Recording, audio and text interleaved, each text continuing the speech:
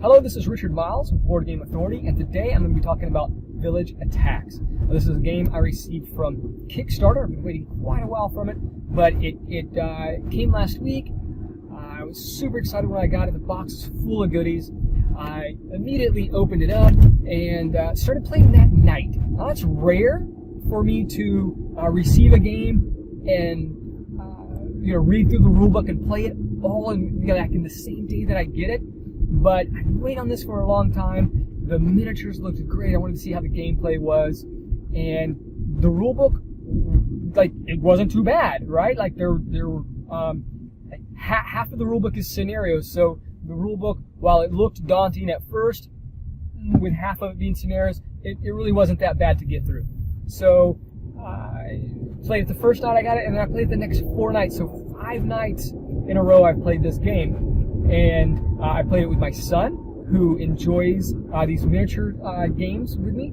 And he said he likes it as much as Zombicide Black Plague, which for him is pretty high praise. That's one of his favorite miniatures games. It's got a simple rule set. He gets to pick his heroes and go slay zombies. He really likes it. So for him to say, he likes it as much as Zombicide Black Plague, high praise for him. He's also one of the reasons why we played it 5 nights in a row. In the rulebook for Village Attacks, if you're going through it scenario by scenario, because all the scenarios kind of introduce new concepts in the game, new rules, and scenario 4 introduces traps. I think it's 4. And so my son really wanted to get to the traps and to, unleash these traps onto the unsuspecting peasants. He really wanted to do that. So, we had to play to where we got the traps. And so I played it 5 times now. I think I have a pretty good grasp of it. It is satisfying. It's a decently fun game. If you're looking for a tower defense game, it delivers. There's enough strategic decisions and enough of kind of high pressure stakes of, oh, there's too many villagers coming this way. What do we do? Your adrenaline's up. You're like, oh. So there's enough of that. There's some things that I don't like about the game though, and I either create a house rule or just ignore that part of the rules or stuff like that. And some parts of the rulebook seem to be misaligned. So those are the things that I'm going to get into because it's easy to say, I like it, it's an okay game, because that's factual. I like it and it's an okay game. So as much as I do like the game, there are certain things that I don't like, and we're going to get into those. So one thing that bugs me about Village Attacks is these tokens. And the tokens, while they are double-sided, they're not double-sided in that they are one value on one side and another value on the opposite side. Instead, we have different tokens for each value. So I cannot simply turn this token over to represent 3, as I have here. I have to go and find another 3 or find another 1 token instead of just being able to flip this over. It would be so much easier.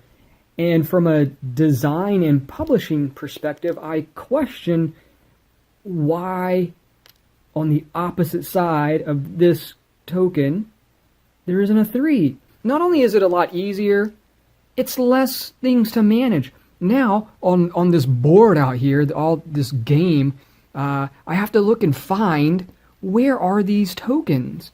And if I'm playing with a few different characters, and the person I'm playing with has different characters as well, we are searching, we're hunting for these tokens, and we shouldn't have to do that. We should just be able to, boom, right there, flip it over, it says number 3. The wound tokens, wound counters, are that way. So are the experience tokens. So both types of tokens, I cannot simply flip it over. I have to go and search, and I don't like having to hunt for the ones that I need over here. Do I need this one? Do I need this one? Why can't I just pick up one and it's both? One thing that's kind of a failure, in my opinion, is that this rule, player difficulty adjustments, which, okay, whatever, that's could come later in the book, but right here, all village attack scenarios have been designed to play with 3 monsters. Okay, that's important. This shows up on page 23, which is in the advanced rules. Okay, advanced rules. Okay, if I'm new to the game and I just want to get going, why do I even bother with the advanced rules? I just want to play and go and see how it goes, right? That's what people do. They want to get the game to the table as soon as possible. So advanced rules, and you look over here, here's some advanced rules. It talks about day and night and the troll. Why would anybody think that the number of monsters in play would also be in that advanced rules section? It doesn't make sense. Plenty of people in the forums over on Board Game Geek and the Facebook groups are having questions about this monster, the number of monsters and how many monsters each player gets, and what about playing solo and all that. And guess what? That should be way up here in the front. It should be in part of the setup, right? That is what setup. Pick 2 monsters. Pick 3 monsters. That's what it should be. Instead, we get it buried on page 23.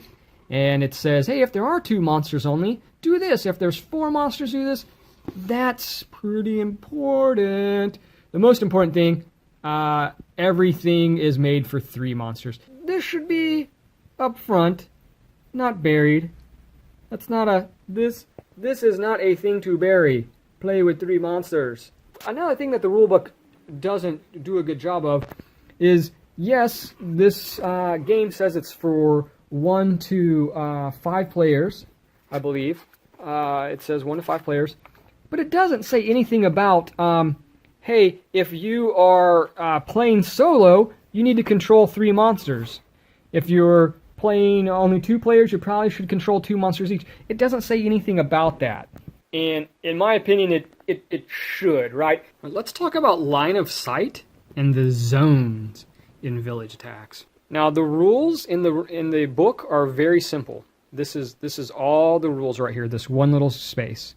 Monsters and villagers can see in straight lines that run parallel to the board, no matter the distance. Okay? So, and then it gives an example of where the monster here, which is the Banshee, where she can see. Okay? But in practice, if this is the situation here, we have one hunter here with range. He's got that little gun right there. So he's going to try and shoot this monster. But there is all these peasants in the corridor in front of this monster. So does this guy yell, "Get down!" and all the peasants just hit the floor and this monster gets shot? Do they just all go like this? Ooh, here he's gonna shoot. So we're all gonna do this, and I'm right in the middle. Boom. Does that happen? It seems that it does, and that is the intent. So line of sight is a little weird, but also this area, this corridor right here, is an L-shaped corridor. So what's to say my guy's not over here? It's the same zone, so does this hunter see this monster? Since it's the same zone, and the example in the book seems to say that the peasant at the bottom and the peasant over here in the corridor are both able to be seen by the Banshee because they're one zone away in a straight line. Clearly, this hunter cannot see the vampire now because different zone, right? Not running parallel, right? So what about this? The positioning is irrelevant because the vampire is in this zone. Same as if the vampire is over here in this zone. It doesn't matter where the vampire is in the zone. This hunter will attack the vampire. Positioning, it doesn't matter at this point, right? So if this is the zone, positioning shouldn't matter. The vampire could be there, boom, gets shot. The vampire could be over here, boom, gets shot. Maybe that's how it should be. I don't know because the rules are not clear about that.